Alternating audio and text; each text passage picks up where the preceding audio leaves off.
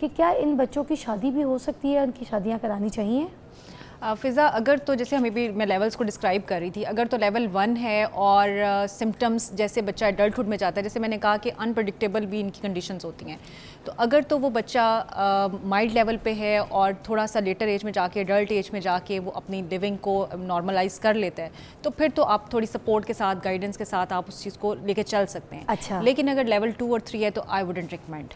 ये आप बहुत ज़्यादा ज़्यादती करते हैं, ना सिर्फ उस बच्चे के साथ करते हैं, बच्चों बिल्कुल हमारे माशरे में ऐसी चीज़ें हैं कि आप शादी करवाने के लिए ये समझते हैं कि शादी कोई सलूशन हो सकती है, या फिर बाज़ वक़्त प्रॉपर्टीज़ के चक्कर में कोई इस तरह की कंडीशंस के अंदर आके आप शादियां कर देते हैं, but that is a failure. और आप ना सिर्फ उस बच्चे के साथ ज़्यादती करें, बल्कि उसके साथ क्या करनी है, आप जो जिसके साथ शादी कर रहे हैं, जिस पार्टनर के साथ, आप उसके साथ बहुत ज़्यादा ज़्यादती करें। तो क्या जिनके साथ इसकी शादी होगी, इस तरह के बच्चों की, आगे बच्चे भी ऑटिज़म का शिकार होंगे?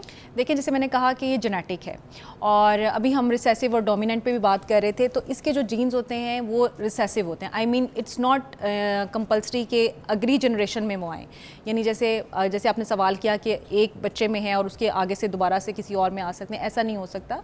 ऐसे भी कंडीशन हो सकती है कि 2 नस्लों में ना आए और तीसरी नस्ल में आ जाए। अच्छा, ठीक है, तो वो इस तरह से इनकी जो है ना वो चलता है। लेकिन ऑफ कोर्स अगर आपकी फैमिली में कोई ऐसे कंडीशंस और सिम्टम्स हैं, कोई जेनेटिक डिसऑर्डर्स हैं मेंटल हेल्थ के, तो वो किसी भी डिफरेंट फॉर्म में भी आपके साथ आ सकते क्या हैं। इन बच्चों को भी रीहैब सेंटर की ज़रूरत पड़ती है? बिल्कुल होती है। रीहैब सेंटर का मतलब ये है एजुकेशनल रिहैबिलिटेशन और इनकी जो फंक्शनल रिहैबिलिटेशन उस पर बात करते हैं। अभी हम ब्रेक से पहले बात कर रहे थे इनकी मैनेजमेंट पे, तो मैं बता दूं कि मैनेजमेंट आपने 3 चीज़ों की करनी है। एक इनकी क्लिनिकल या मेडिकल मैनेजमेंट है। अगर लेवल 3 ऑटिज़म है, उसमें बहुत ज़्यादा हाइपर एक्टिविटी है, बच्चे के अंदर बेचैनी है, उसके साथ कोई अलाइंड और कंडीशंस हैं, जैसे फिट्स वगैरह भी कुछ बच्चों में आते हैं। अच्छा, तो फिर आप बहुत कम, रेयर है लेकिन आते हैं लेवल 3 और में। वो किस किस्म के फिट्स हैं? जिसको आप मिर्गी के दौरा कहते हैं। कर सकते हैं वो बच्चे? अच्छा, वो 2 चीज़ें हैं ना, एक वो बिहेवियर का है, ठीक है, और एक है मेंटल उसका, कि आपकी जो है ना थोड़ी देर के लिए आपका ब्रेन जो है ना माउफ हो जाता है, अच्छा, क्लोज हो जाता है, तो उसके लिए आपको डेफिनेटली मेडिकेशन की ज़रूरत है। ओके। अच्छा, दूसरी चीज़ है, इनको ऑक्यूपेशनल थेरेपी की ज़रूरत होती है, जो इनकी डेली लिविंग स्किल्स हैं, उठना बैठना, खाना पीना, अपनी टॉयलेट ट्रेनिंग करनी, ये सब चीज़ों के लिए इनको ऑक्यूपेशनल थेरेपी की ज़रूरत है। और तीसरी चीज़ है, इनको स्पीच थेरेपी या कम्युनिकेशन की ज़रूरत है।